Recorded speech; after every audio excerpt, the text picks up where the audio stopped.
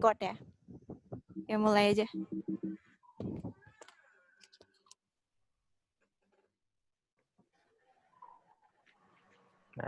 Assalamualaikum warahmatullahi wabarakatuh.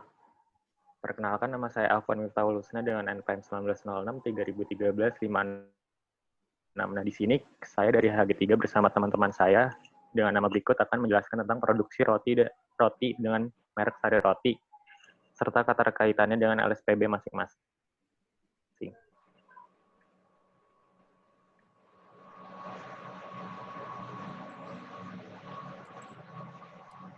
Boleh dilanjut yang lain.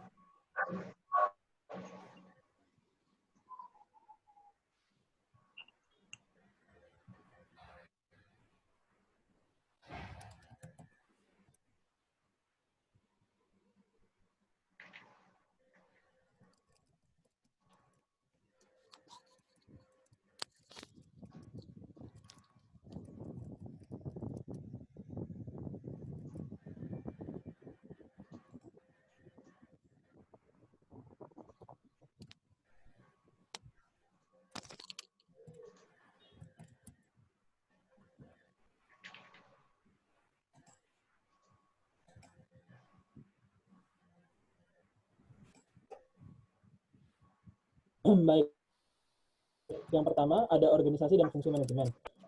Dalam sebuah perusahaan dan proses produksi, fungsi manajemen organisasi merupakan tahapan yang akan menyampaikan pada visi yang telah dibuat organisasi. Nah, terdapat beberapa bagian, yaitu planning, organizing, leading, dan controlling.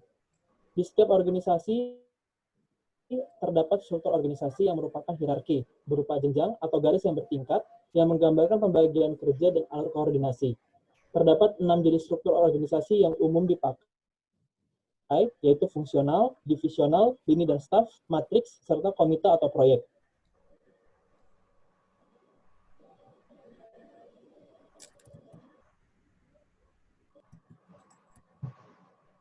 Ya, perkenalkan, nama saya Boris Prakoso dengan NPM 19063797756. Kali ini akan membahas keterkaitan Sari Roti dengan LSPB saya, yaitu teori dan teknik pengambilan keputusan.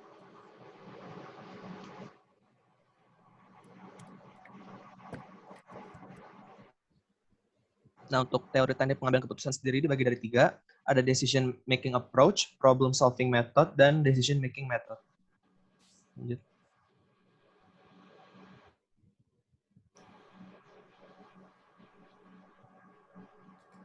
Nah, untuk selanjutnya itu ada LSPB mengenai manajemen organisasi dan decision making yang dibuat oleh saya sendiri, Afwan Miftahul Husna, dan Muhammad Faik.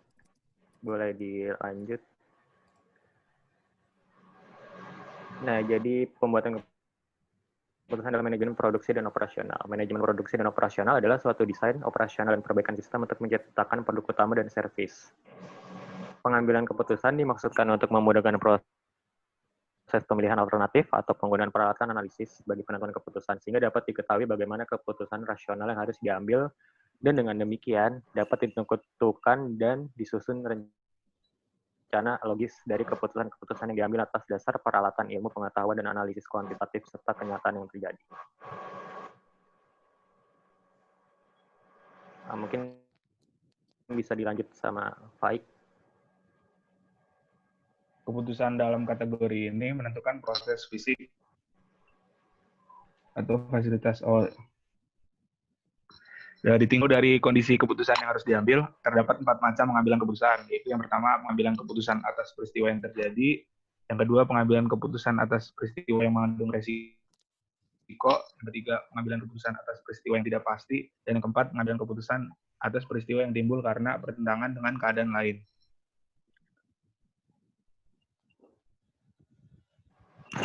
Lalu ada LSPB, keputusan strategik dan produk dan proses.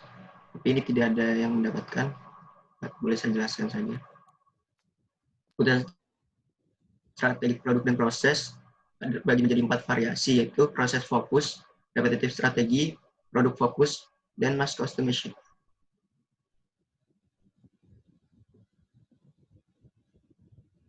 Oke, lanjut ke keputusan strategi lokasi dan tata letak oleh saya sendiri, Fauzan Hasan, dengan NPM 196356531. Nah, strategi lokasi ini adalah penentuan dalam penempatan suatu pabrik dapat dipengaruhi oleh beberapa kondisi, diantaranya kapan bisnis tersebut dilaksanakan, terdapat varian produk baru yang membutuhkan fasilitas tersendiri, kontrak sewa tanah yang sudah tidak berlaku, volume bisnis yang bertambah, hingga membutuhkan tempat baru, dan juga regulasi dari pemerintah setempat. Lokasi dari suatu pabrik merupakan hal penting juga dalam keberlangsungan proses produksi. Maka dari itu berikut adalah sedikit pembahasan mengenai lokasi. Nah, kalau tata letak sendiri merupakan pengaturan yang sistematis dari sebuah perusahaan untuk susunan fasilitas pabrik yang ada di dalamnya maupun di dalam ruangan maupun luar ruangan.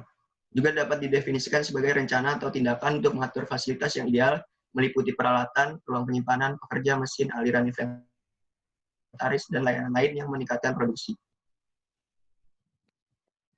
Selanjutnya ada manajemen dan pengendalian persediaan oleh saya, Raisa, dan Hafizain.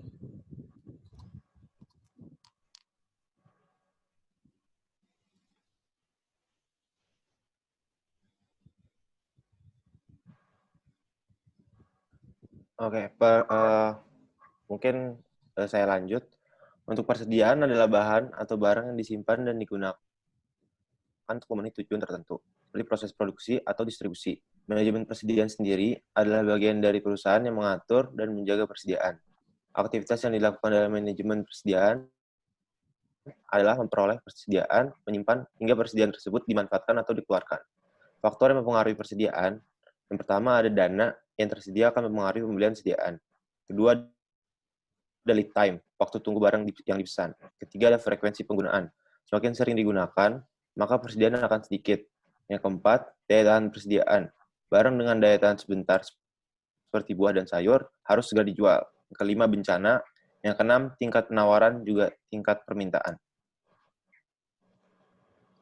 Biaya sediaan ini meliputi ada 4, ada biaya pemesanan, biaya penyimpanan, biaya persiapan, dan biaya kekurangan sediaan.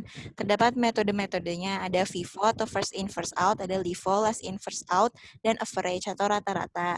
Terus ada metode untuk mengelolanya, ada EKIKI, ada MRP, GIT, analisa ABC, dan metode periodic review. Nah, lanjut setelah tadi kita membahas tentang LSPB, kita akhirnya memilih perusahaan Sari Roti sebagai perusahaan yang akan kita refleksikan dari LSPB tersebut. Nah, dimulai dari profil perusahaan. PT Nippon Indosari Korpindo Tbk berdiri pertama kali tahun 1995, merupakan perusahaan modal asing yang bergerak dalam bidang makanan. Nah, mereka memiliki produksi roti dengan merek Sari Roti. Pabrik pertama itu berlokasi di Blok W, kawasan industri, Jababeka, Cikarang. Lalu mereka memiliki prinsip 3H, halal, healthy, hygienic. Lalu sekarang mendapat predikat perusahaan produsen roti terbesar di Indonesia dengan penghargaan-penghargaan Top Brand for Kids, Marketing Award, Original Brand, Investor Award, dan Forbes Asia. Lanjut ke perancangan produk. Untuk perancangan produk sendiri, Sari Roti memilih memproduksi roti berawal dari tidak ada perusahaan roti yang menjamin kebersihan produk ditambah tingginya permintaan akan roti sebagai pengganti nasi. Nah, mereka juga tidak menggunakan pengawet pada produksinya sehingga memiliki nilai plus. Namun, harus langsung didistribusi karena hanya bertahan sekitar 1 minggu. Untuk merancang produk, mereka merancang produk yang sehat dan juga praktis sehingga bisa dinikmati dimanapun dan kapanpun. Dengan slogan iklan, Sari Roti empuk bergizi, sehat, lezat berisi. Memproduksi 24 jam dalam 7 hari, menghasilkan produk yang empuk, sehat, halal, dan bersih.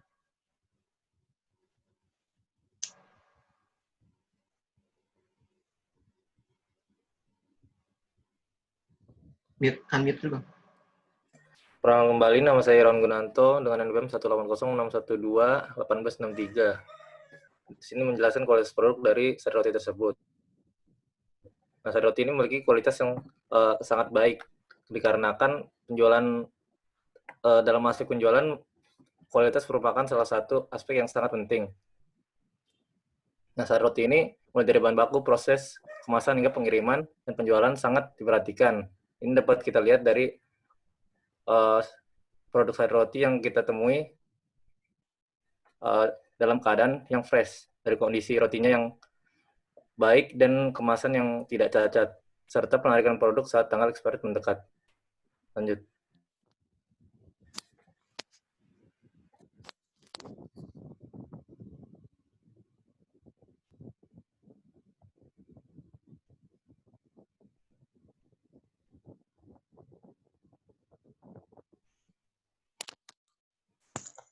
Perkenalkan kembali, nama saya Boris Prakoso, NPM 19063797756.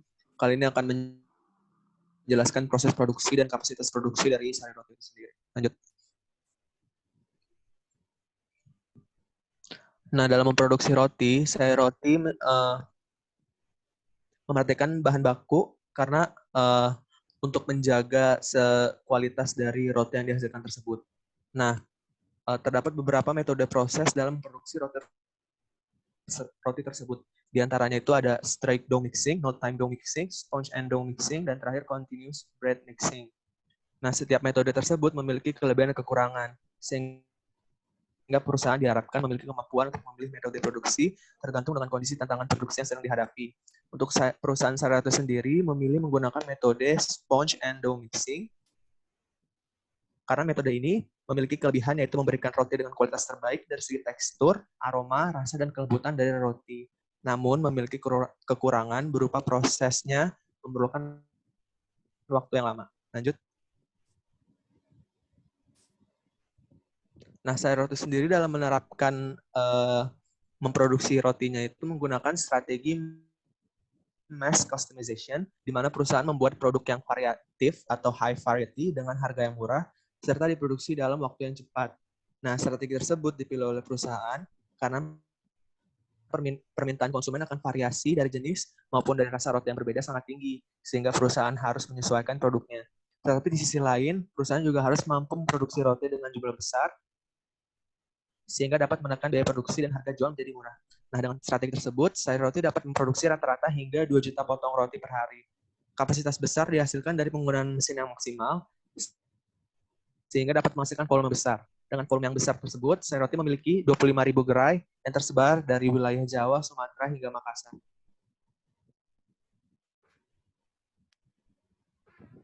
Ya, kenalin lagi. Nama saya Muhammad Hafizain dengan NPM 1906382813. Saya akan membahas tentang pemilihan lokasi dalam proses produksi sari roti. Oke, untuk sampai saat ini, terdapat 7 pabrik yang memproduksi sari roti dan tersebar luas di beberapa wilayah. Lokasi pembangunan pabrik ini ditentukan berdasarkan wilayah pemasaran dari produk sari roti. Pemilihan lokasi dan pembangunan pabrik sari roti melakukan strategi dengan membangun pabrik yang dekat dengan wilayah pasar untuk menghemat biaya distribusi dan untuk memangkas waktu pengiriman barang dari pabrik ke konsumen, sehingga konsumen mendapatkan produk yang segar. Hal ini dapat mencegah produk kadaluarsa sebelum sampai ke tangan konsumen. Lokasi pabrik dipetakan dalam beberapa wilayah pemasaran. Yang pertama, pabrik yang berada di wilayah Cikarang memproduksi roti untuk dipasarkan di wilayah Jabodetabek, Jawa Barat, dan sekitarnya. Yang kedua, pabrik yang berlokasi di Semarang melayani wilayah pemasaran di Jawa Tengah, Yogyakarta, dan sekitarnya. Yang ketiga, pabrik yang berlokasi di Pasuruan melayani wilayah pemasaran Jawa Timur dan Bali. Yang keempat, pabrik yang berlokasi di Medan dan Palembang melayani wilayah pemasaran Sumatera Barat dan Sumatera Selatan. Yang terakhir, pabrik yang terletak di Sulawesi melayani wilayah pemasaran Sulawesi Selatan.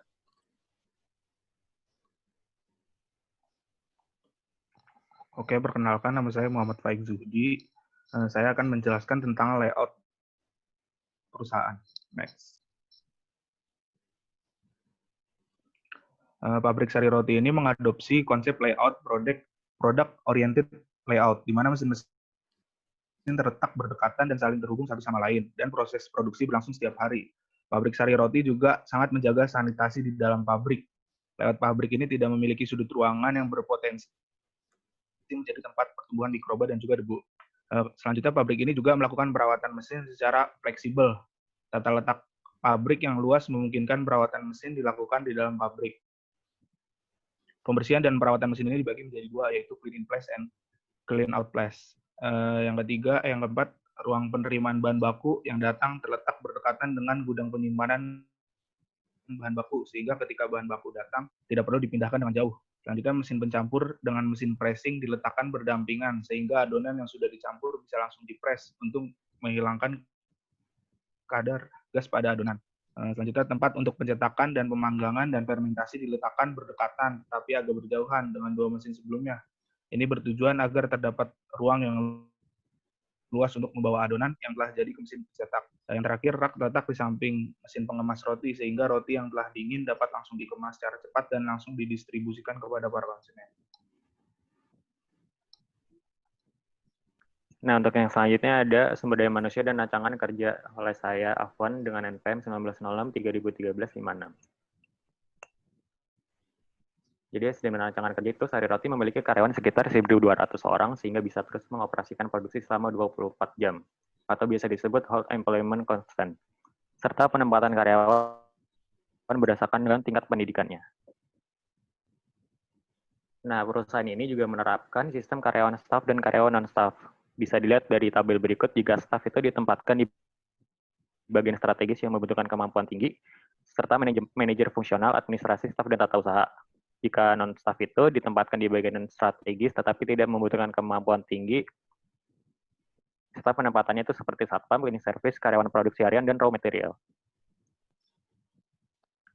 Perusahaan Sari Roti juga telah menggunakan sistem SAP atau System Application and Product in Data Processing untuk memantau proses bisnis dan pengambilan keputusan. Nah, SAP ini adalah software yang berbasis ERP atau Enterprise Resources Planning yang digunakan sebagai alat untuk membantu manajemen perusahaan, perencanaan, hingga melakukan operasionalan secara lebih efektif dan efisien.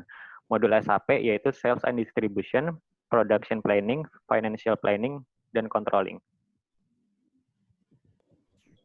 Nah, selanjutnya kita akan membahas tentang rantai pasokan yang dimiliki oleh Sari Roti, oleh saya Jonathan Bosang Siregar, 1806-232912. Nah, sebagaimana sudah disebutkan oleh teman-teman sebelumnya, bahwa Sari Roti merupakan perusahaan roti terbesar dengan produksi yang berjumlah besar, maka bahan baku di Sari Roti itu memiliki siklus hidup yang pendek, sehingga produksi itu harus dijual segera, sehingga semua produk harus dijual segera setelah produksi. Hal ini bertujuan untuk memastikan produk bisa sampai di tangan konsumen dalam keadaan segar, tidak ada produk kadaluarsa yang beredar, serta meminimalkan penarikan produk yang tidak laku. Nah, produk yang tidak laku ini harus ditarik untuk Produk yang tidak laku ini harus segera ditarik untuk mencegah penjualan oleh pihak ketiga dan pemalsuan mutu yang dilakukan oleh pihak-pihak yang tidak bertanggung jawab. Seperti sudah disampaikan oleh Saudara Afwan, untuk melakukan ketiga hal ini, maka digunakanlah sistem SAP. SAP merupakan kepanjangan dari System Application of Product in Data Processing. Sebagaimana sudah disebutkan bahwa SAP memiliki 5 modul, SAP ini berjalan efektif karena kelima modul tersebut dapat berjalan secara otomatis. Hal ini membuat informasi pasokan bahan baku dan juga penjualan produk terintegrasi, baik agen besar, agen kecil, dan juga menginformasikan jumlah roti yang dipesan, mempermudah penelusuran transaksi jual beli yang dilakukan kepada vendor maupun kepada agen, serta mempermudah pemetaan rencana bisnis dan marketing. Selanjutnya ada persediaan dan penjadwalan oleh saya Raisa Khairani. Aktivitas ini melibatkan cara memperoleh persediaan, menyimpan, hingga penjadwalan persediaan tersebut akan dimanfaatkan atau dikeluarkan. Fungsi utamanya itu jelas untuk efisiensi biaya. Nah, untuk persediaan ini dari Sari Roti ini diatur oleh SAP seperti yang telah dijelaskan oleh Afwan dan Jonathan, di mana ketika persediaan sudah mencapai batas minimal, sistem akan memberitahu karyawan sehingga karyawan akan segera memesan persediaan. Nah, sistem ini juga tidak hanya berlaku untuk gudang Sari Roti, namun juga untuk agen-agen penjual. Hal ini dilakukan untuk menghindari biaya operasional yang tinggi, serta resiko bahan baku yang akan kadaluarsa yang dapat menyebabkan kerugian. Untuk penjadwalannya, untuk karyawan itu dibagi berdasarkan shift. Ada 2 tipe karyawan seperti yang dijelaskan tadi, ada yang staff dan non-staff. Untuk yang staff, kerjanya hanya 5 hari dalam seminggu, Senin sampai Jumat, pukul 8 sampai pukul 5 sore. Istirahatnya sejam, jam 12 sampai jam 1 siang. Untuk karyawan non-staff, itu kerjanya 6 hari dalam seminggu dalam 3 shift. Dan tiap shiftnya ada istirahat sejam. Nah, untuk jadwal pengirimannya ini roti ke gerai penjualan ke gerai penjual dilakukan setiap hari atau 2 hari sekali, tergantung permintaan. Perusahaan mengatur pengajuan pemesanan paling lambat 2 hari sebelum pengiriman. Jadi kesimpulan dari presentasi kami kali ini adalah manajemen produksi yang dimulai dari proses rencana, pengorganisasian, proses pengerjaan hingga pengontrolan itu berfungsi untuk menjamin lancarnya produksi tanpa hambatan. Tujuan utamanya adalah efisiensi sistem dan biaya agar produk dapat memenuhi kebutuhan pasar dan perusahaan mendapatkan untung. Ya, sekian presentasi dari kelompok kami. Semoga mendapatkan manfaat. Assalamualaikum warahmatullahi wabarakatuh.